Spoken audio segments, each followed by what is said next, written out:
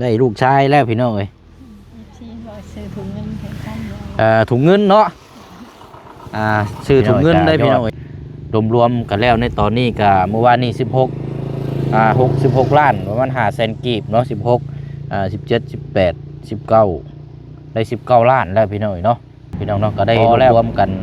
หลายช่องทางตัวนี้ก็ยอดครบเด้อพี่น้องเนาะครบแล้วก็มีแต่ว่าทางบ่แซงจะขอปิดแล้วบัดนี้พี่น้องเนาะ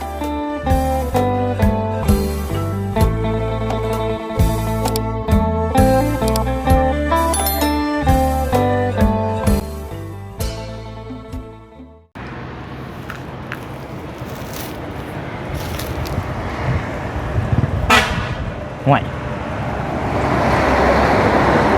โอ้ยเนาะนี่ก็บีบตัวคอยในกลัวโอ้ยอยู่บนน้อนี่บ่ได้มาแต่หึงเลยพี่น้อยนานเลยตั้งแต่ซื้อแพตังพระบัตรมามอบให้เป็นจังใดเนาะได้ต่อเติมได้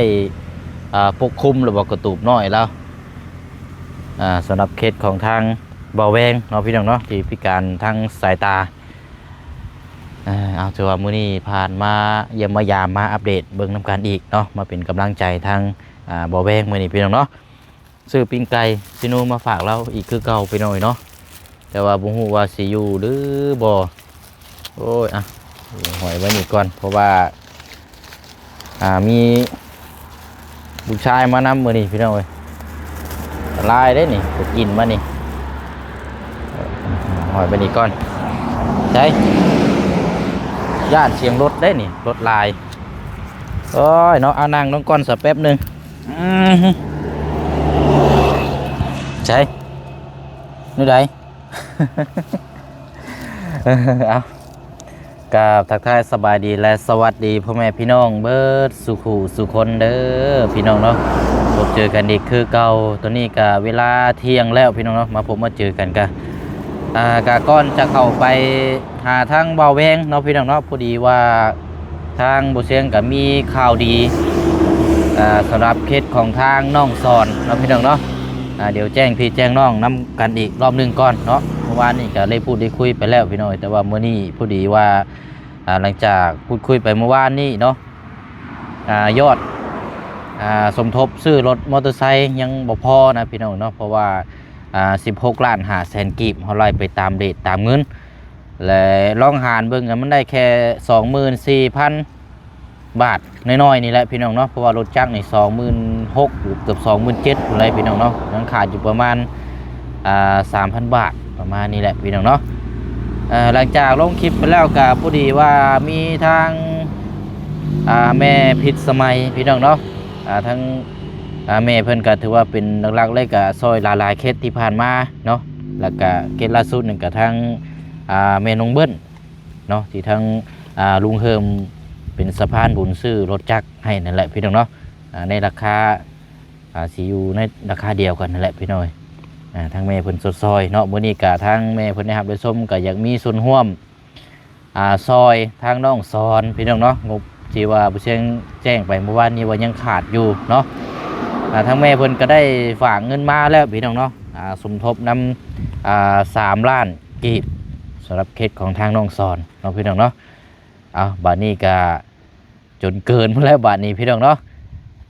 ผมเป็นยังพี่น้องเกินจังหันแล้วเขาก็จังเอามอบให้น้องเพิ่นซื้อเติมน้ำหมอกน้ำมันหรือว่าถ้ามีเวียกงานต่อเติมบางอื่นก็จังว่ากันบาทนี้พี่น้องเนาะเอาได้พี่น้องก็ยอดรวมๆกันแล้วในตอนนี้ก็เมื่อวานนี้16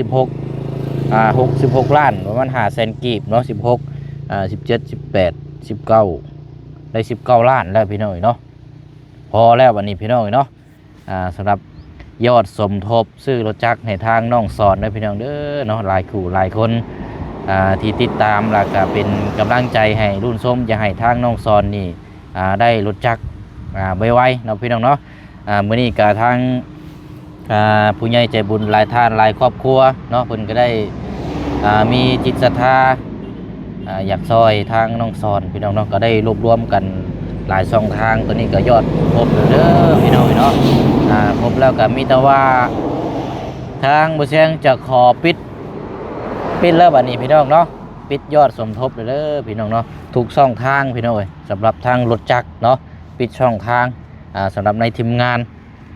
ยอดสมทบทางรถน้องสอน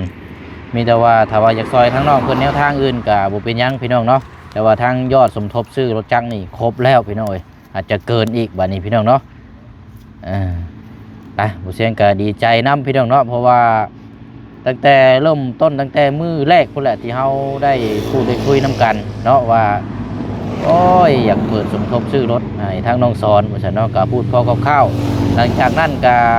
บ่คิดเลยว่าทางพี่น้องแล้วก็ทางผู้ใหญ่ FC ว่าสิให้ความสนใจทางน้องเพิ่นขนาดนี้นะพี่น้องเนาะเพราะว่าทางน้องเพิ่นก็เป็นคนขยันและถ้าเฮ็ดก็เฮ็ดเลยนะพี่น้องบอกง่ายสอนฟังเนาะทางน้องสอนถือว่าเป็นผู้ชายที่เรียบง่ายบอกง่ายสอนฟังบ้านเฮือนซานลานแป้นนี่สะอาดเนาะกับบ่ติหรอกพี่น้องทางผู้ใหญ่เพิ่นที่อินดูและอุปถัมภ์ค้ำสู้และสงสารเนาะเฮาก็ได้พูดได้คุยนํกันตั้งแต่พุ่นแหละพี่น้องเปิดสมทบจากนั้นมากับประมาณ2อาทิตย์นี่แหละตามเชียงไล่เบิ่งนี่พี่น้องเนาะ2อาทิตย์น้อยๆนั่นก็มีผู้ใหญ่ฝากมาสมทบคนละเล็กคนละน้อยมาเรื่อยๆเนาะพี่น้องเนาะเอาตัวนี้ก็ถือว่าครบแล้วเลยพี่น้องเนาะเนาะมีแต่ว่าก็เบิ่งวันเวลาบัดนี้พี่น้องเนาะสิได้ไปซื้อรถให้ทางน้องเพิ่นเนาะเพราะว่าทีมงานก็น่าจะมาครบแล้วแหละพี่น้องเนาะเพราะว่าทางบ่บุญบ้านป่าก็เดินทางมามื้อนี้จะว่าตอนนี้อยู่ขวบมิตรภาพแท้ลาวนี่บ่จักพี่น้องเนาะน่าจะฮอดแล้วแหละพี่น้องเนาะเดี๋ยวทางบ่จันทร์บ่บุญสารวัตรก็มาบ้านแล้วพี่น้องเดี๋ยวสิพูดคุยกับทางทีมงานอีกทีนึงเนาะว่าสิซื้อมื้อใดแล้วก็วันใดให้ทางน้องเพิ่นเนาะพี่น้องเนาะเอาก็ดีใจนํทางน้องสอนนํอีกรอบนึงพี่น้องเนาะสำหรับทางผู้เสียงกันในนามต่างหน้าในนามสะพานบุญถือว่าเป็นคนที่แรกแล้วก็ที่เปิดสมทบในครั้งนี้แหละพี่น้องก็ถือว่าสำเร็จแล้ววันนี้พี่น้องเนาะมีแต่ว่าเฮารอรุ่นรอชมน้ำกันไปซื้อแล้วกลับไปมอบแล้วก็ทดสอบแล้วก็ความรู้สึกจากผู้ที่รับว่าสิเป็นแบบใดเนาะพี่น้องเนาะเอาอย่างไรการนี่เลยพี่น้องเนาะขอบคุณขอบใจขอบคุณขอบคุณทางผู้ใหญ่ใจดีเนาะหลักๆเลยกับทางมูเซียงกับทางเมใจดีอยู่ทางต่างประเทศเนาะมียอดสมทบครั้งแรกกับ4 ล้านกีบเนาะทางเมเพิ่นกับบริหารซื้อประสงค์ออกนามแล้วก็เป็นเงินจำนวน 1,000 บาทที่เปิดใจของทางมูเซียงเองเนาะพี่น้องเนาะที่มีส่วนร่วมอยากซอยทางน้องเพิ่นเนาะแล้วก็ผู้ที่3นี่ทางแม่พิษสมัยเนาะที่มูเซียงจะมาแจ้งในครั้งนี้แหละพี่น้อยจำนวนกับ3 ล้านกีบเนาะเท่ากับเงินนำมูเซียงนี่เฉพาะในช่องของทางมูเซียงนี่มีอยู่เท่าไรพี่น้อง4 5 6 7 ล้านกับ 1,000 บาทสำหรับในช่องของทางมูเซียงเด้อพี่น้องเด้อเนาะรวมๆเมื่อไหร่ประมาณ19 ล้านกีบเนาะอะไรพี่น้องเนาะเขากับมีแต่ว่ามาแจ้งแล้วก็ขอปิดจ็อบเลยพี่น้องปิดจ็อบแล้ววันนี้สำหรับยอดสมทบรถมอเตอร์ไซค์ซื้อให้ทางน้องสอนแล้วก็ดูน้ำกันว่าวันเวลาเฮาสิซื้อไปมอบไปทางน้องเพิ่นมื้อใดและวันใดบัดนี้พี่น้องเนาะเอาจังได๋ก็ให้พี่น้อง FC เฮาใจเย็นๆบัดนี้พี่น้องเนาะเพราะว่างบเฮามาครบแล้วพี่น้องเนาะไปบัดนี้เนาะเฮาสิเข้าไปเบิ่งทางหมอแวงก่อนซื้อปิ้งไก่มาฝากโอ้ยเป็นยังไงบัดนี้เนาะเดี๋ยวจะเข้าไปได้ลูกชายแล้วพี่น้องเอ้ยที่ว่าซื้อถุงเงินให้ท่านถุงเงินเนาะชื่อถุงเงินได้พี่น้องเอ้ยเนาะถุงเงินดีกว่าเนาะมันก็เป็นชื่อที่แบบมันอันนี้ถุงเงินเป็นตัวเทิกพี่น้องเอ้ยมาประมาณเดือนปลายเดือนน้อยๆประมาณบ่ทันได้ฮอด2 เดือนครับว่าในคนถึงเด็กวันเนาะออกเลขมาเมื่อวานนี้ก็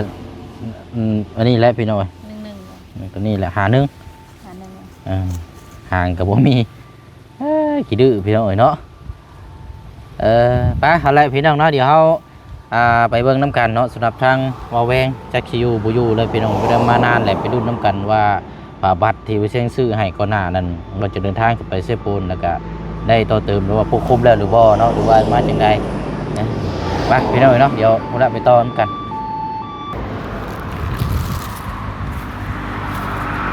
พอสิล้อเขาเจ้ามาปั้นเข่าบัตรอันรถไทยบัตรตายพี่น้องรถไทยบัตรเสียแล้วเอาไปซ่อมจักอีกบัดนี้มื้อนี้ก็จักสิได้ปั้นหรือบ่ พังเบิ่งมื้ออื่นอีกบาดนี้เนาะมื้ออื่นบ่ทันน่ะก็ มีแต่ว่าจักย่ำไรแล้วพี่น้องเนาะมันอยู่ในช่วงไผกะรอปั่นรอคิวน้ำกันบ่เลยปั่นเข่ากันในร้านกันครับบ่ทันก็มีแต่ว่าบ่เชิงสิเดินทางขึ้นไปก่อนแล้วพี่น้องเอ้ยขึ้นเหนือเนาะ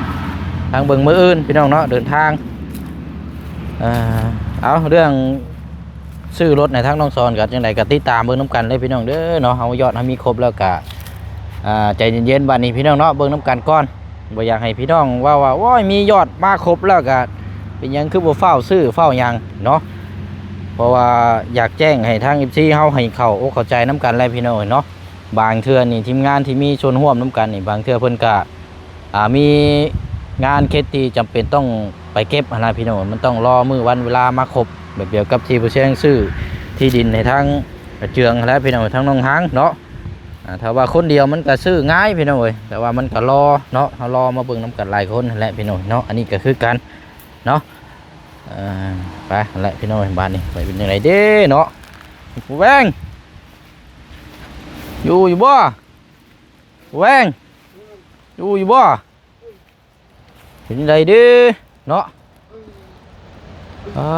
ผาบดผาเบ็ดเราเป็นยังไงเนาะพวกคุ้มเราบ่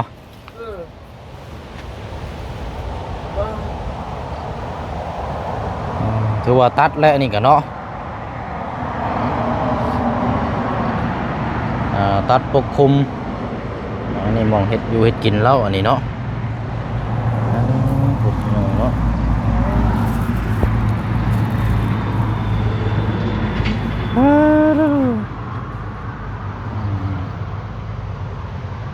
อยู่แบบสายโสดเนาะอยู่คนเดียวกินคนเดียว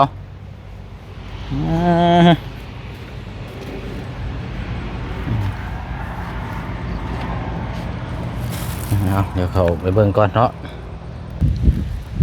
บรรยากาศนี่ลมหนาวโอ้เย็นมื้อแรกเลยมื้อนี้พี่น้องเอ้ยตื่นมาตอนเช้าเนี่ยฮอดบ่อยากลุกไม่ยังนี่เป็นไส้บ่นี่อยู่เนาะนี่เนาะไปหาปลาแล้วบ่นี่เนาะ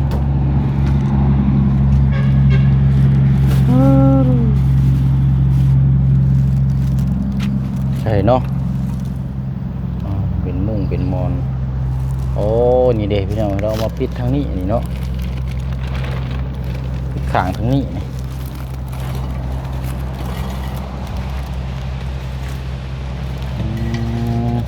โอ้เรียบร้อยแต่หึงแล้วนี่เนาะอ๋อคักแล้วนี่เนาะเอาคือแล้วซะเนาะถ้าเฮาบ่เฮ็ดนี่ก็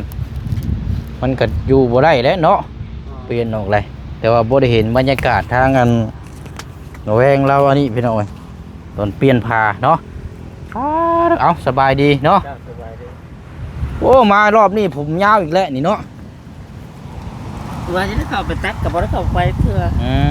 วันนึงค่าเกี่ยวข้าวเกี่ยวน้ำแน่ผมก็เชื่อว่ายาวไว้เนาะโดยเอาเดี๋ยวกันว่านั่นก็จังหาเวลาไปตัดเนาะโดยให้มันโล่งให้มันอันนี้เนี่ยจังน้อยเนาะมันโบหก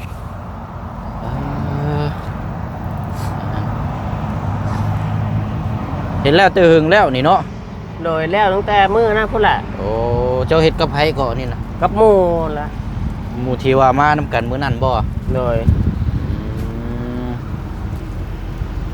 พอดีใช่อ้อมเบิดพอดีเลยบ่แม่นน่ะพับ2 ชั้นเฮ็ด2 ชั้นบ่นี่โดยอ๋อนึกว่าชั้นเดียวเนาะ2 ชั้นเหมือนยังพอพังนี่ก็ใส่แป้นเอาเนาะโดยข้างแป้นเอาทั้งนี้ดีแล้วบัดนี้เนาะก็ยังอยู่คนเดียวคือเก่าบ่ตัวนี้นะคือเก่าบ่ได้มีหมู่คู่หรือว่าบ่ได้มีผู้แสบผู้สาวมานอนนำบ่คือบ่หาผู้สาวมานอนนำแน่ว่าแล้วเขาก็บ่มาแล้วเนาะมันเงาและอากาศหนาวนี่เนาะว้ายเนาะกระโลงพัดเข่าอ่ะอันยังก็กระโลงช่วยเข่าบ่แล้วช่วยเขาปีบุบอยู่นี่แวะนี่เนาะเป็นจังได้จะทางอันผู้พ่อเพิ่นมาเยี่ยมมายามอยู่บ่กลับมาเรื่อยอยู่เดี๋ยวนี้มาบอกว่าไปซื้อนี่ ตอนนี้เจ้าเฮ็ดหยังแน่ชาวเวียกเจ้าตอนนี้แนวสิ่งที่เฮ็ดได้ตัวนี้นะ นี่แต่นี่แหละเผาทานน้อยๆนี่แหละ เฮ็ดหยังอันนี่ ฮะ เตาบ่ โดย โอ้ เห็ดพอได้ดังตัดโอ้ยเพื่อจิเต็มไปง่าย ตัดไม้มาเฮ็ดเตาพอได้จุนี่บ่ โดย จุจนหนึ่งข้าวหนึ่งน้ำเนาะ โดย เฮ็ดทานนี่เนาะ ไปกับไปคือหมูคือคู่บ่ได้หรอกหาตัดแถวหิมทางเอา เออเป็นไม้แบบก็ล็อกก็แก๊กนะ ทำแขนซ้ำนี่นะโอ้โดยมันยังอันนี่อาวุธยังอันนี่บ่แวง ฮะ คือยังอันนี้ นั่นน่ะแนวยิงปลา โอ้เอ้าเวลาไปยิงนี่เห็นอยู่บ่ซานี่นะ ของหมูเพิ่นนั่นแหล้วของภูนั่นแหละ อ๋อบริเวณของเจ้าบ่ โดยเพิ่นมาปลาไว้นี้ อ๋อนึกว่าของเจ้าอัน โอ้ย ไปหากินยิงใช้ได้นะบ่แม่นเนาะ โมแมนของเพิ่น โอ้ตกใจเบิ่นเอาซะเก็บไว้ก่อนซะเนาะอืม แล้วเพิ่นมาเบิ่งเตาก็ตอนกลางคืนเพิ่นก็ไป อืมเนาะมันผักอีเลิศนี่ก็งามนี่เนาะนี่เนาะใส่ออมเฮาะออมผัก ออมกบออมหอย ออมเนื้อออมหยังให้ได้เนาะ โดย เป็นจังได๋สากินแล้วบ่เข้าวมื้อนี้ กินแล้ว เออ กินแล้วก็ขึ้นนอน นึ่งแล้วบ่เข้าวมื้อนี้ใช้อัน ยังเดือดตอนแรง เอ้าใช้อันคือบ่มีข้าว เอาข้าวควายอุ่นข้าวเย็นได้ตอน โอ้ เช้า มีแต่หมดแท้นี่เนาะ โดย หมดคันเต็มเลยนี่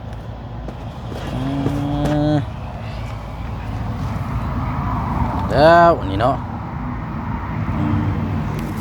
เอาซานบ่เสียงซื้อปิ้งไก่ซินูมาฝากเด้อ โดย จักสิซื้อหยังมาฝากแล้วเอาปิ้งไก่นี่เด้อบ่แวงเด้อ โดย นั่นก็แต่ว่ายังบ่ทันกินก็ดู นั่ง ไผ แต่ตอนแรง แต่ว่าเบิ่งได้เนาะบุกชุงสิมุดหลายใช่มั้ยเนาะหม่องเจ้าอยู่นี่ โอ้บ่เว้าเลยทั้งหมดทั้งปวก หมดคันเนาะ ช่องกับไปตารางเบิ่งในมันเฮ็ดโพนใช่เลย ใช่นะปวกบ่ โดย โอ้เมียนโลเนาะสัญญาปวกและเพิ่นห้องนี่เนาะ โดย ติดอยู่ในอันนี้เลย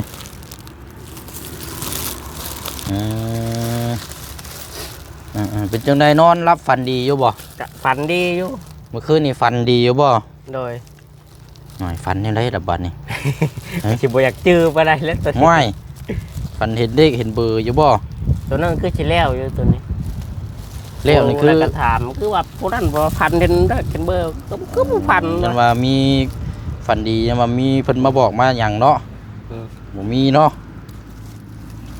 โชคได้ลาบใครอยู่ได้เห็นเนาะ โดย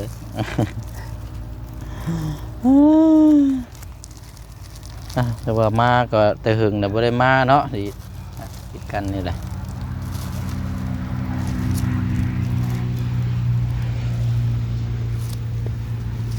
กินคนเดียวนี่แหละเนาะถ้าอยู่น้ำในนี่ก็ยังสูบได้อยู่นี่เนาะ ยังไงคือเก่าหมดแล้ว มันบ่ได้คัดบ่ได้ของหยังบ่ บ่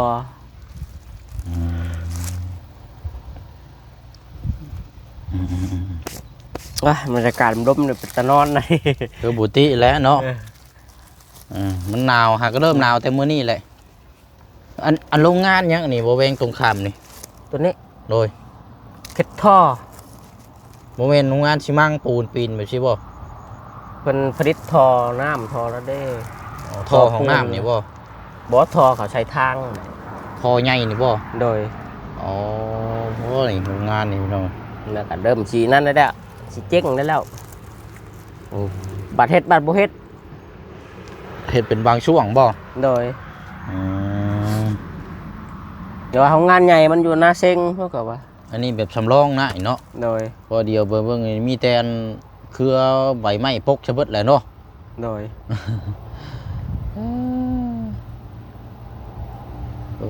เนาะที่แถวนี้นี่งามได้แถวนี้เนาะได้นี่คักเลยนี่พี่น้อง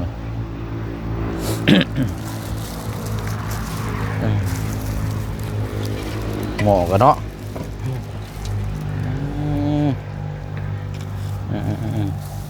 ดินเป็นเป็นดินน้ำของน้ำค่ำ มีแต่ว่าหาได้สาวโบเชียงแวะมาเยี่ยมยามแล้วก็ซื้อปิ้งไก่มาฝากเด้ออาจจะบ่ได้อยู่ถึงนานเนาะบ่มีทางว่าสิพาไปแน่ โดย มาติดตามเบิ่งตัวนี้แล้วเห็นเจ้าใช้ตัวนี้แล้วก็ดีใจแล้วเนาะ โดย บางทีคิดว่ามาแล้วยังบ่ได้ใช้บ่ได้หยังต่อเติมน่ะมันก็บ่คักปานใดเนาะ โดย อันนี้มาเห็นเฮ็ดแล้วก็ต่อเติมแล้วก็โอ้ดีแล้วไปสาวบ่แวงเด้อบ่เชียงเดินทางก่อนเด้อ โดย เดี๋ยวสิเวลามีโอกาสเดี๋ยวมาเยี่ยมยามโอกาสหน้ามาเยี่ยมยามทำข่าวไหมเนาะ โดยโดย โดยเอามารอบหน้านะจะได้ตัดผมเนาะตัดผมเราเนี่ยยาวไว้เราไปหน่อย ว่า เนาะ คนยังค้าเกี่ยวข้าวเกี่ยวน้ำแน่ โดยเอาสายอยู่ดีมีแห้ง โด เนาะ ย เอาสบายดีก่อนเนาะ จะสบายดี ไปอะไรไปหน่อยไปตามนั้นเด้อบ่แวงเด้อ โดย นึกว่าบ่อยู่ใช่หรอก นอน มาแล้วบ่อยู่นั่นโว้ยบ่แห้งอีกแล้วเนาะเอาอยู่แบบชายโสดพี่น้องเนาะบ่ต้องมีไผมานอนนำแบบบ่ต้องให้ไผมาบุญมาไหว้เนาะอยู่คนเดียวกินคนเดียว1ข้าว1น้ำสะดวกสบายเนาะคืออยาก1กินยามใดก็1แต่ว่าก็สิมีอุปสรรคแน่จังน้อยเพราะว่าเรานี่มองตาบ่เห็นข้างหนึงพี่น้องเนาะมองตาเป็นข้างหนึงแหละทำให้เวลาเห็นงานนี่ก็ไปมากับแบบบ่สะดวกสบายเพราะบันไดเนาะพี่น้องเนาะแต่เราก็ยื้อชีวิตนี่แหละพี่น้องเนาะเฮ็ดเท่าที่เราเฮ็ดได้นะพี่น้องเนาะเราก็ยังสู้ชีวิตอยู่เนาะไปหาละพี่น้องเนาะก็มาเยี่ยมมายามทำข้าวน้ำกันอีกเนาะลำทางบ่อแวงเนาะพอแล้วพี่น้องมื้อหน้าจังมาเยี่ยมยามทำข้าวเราใหม่เนาะเดี๋ยวไปเชิงสี่ขอตัวเดินทางเราไปบรรทัดเดินทางก่อนบัดนี้พี่น้องเนาะไปกินกระปุ้นก่อนจังว่าจังคุยน้ำกันอีกบัดนี้พี่น้องเนาะเอาถ่ายคลิปแจ้งพ่อแม่พี่น้อง FC เฮาน้ำกันอีกรอบนึงเด้อพี่น้องเด้อเนาะยอดสมทบของรถทางน้องสอนครบเป็นที่เรียบร้อยเนาะขอปิดจ็อบปิดเลยบัดนี้พี่น้องเนาะครบแล้วมีแต่ว่ารอรุ่นรอส้มน้ำกันมือวันเวลาไปซื้อไปมอบถามความรู้สึกเป็นจังใดมาแบบใดแล้วก็ขอมกขอบใจทางผู้ใหญ่น้ำกันอีกรอบนึงเนาะพี่น้องเนาะเอาคลิปนี้ก็จะได้ลำลาไปก่อนพบเจอกันในคลิปหน้าบ๊ายบายเด้อพี่น้องเด้อเนาะสบายดีพี่น้องเนาะ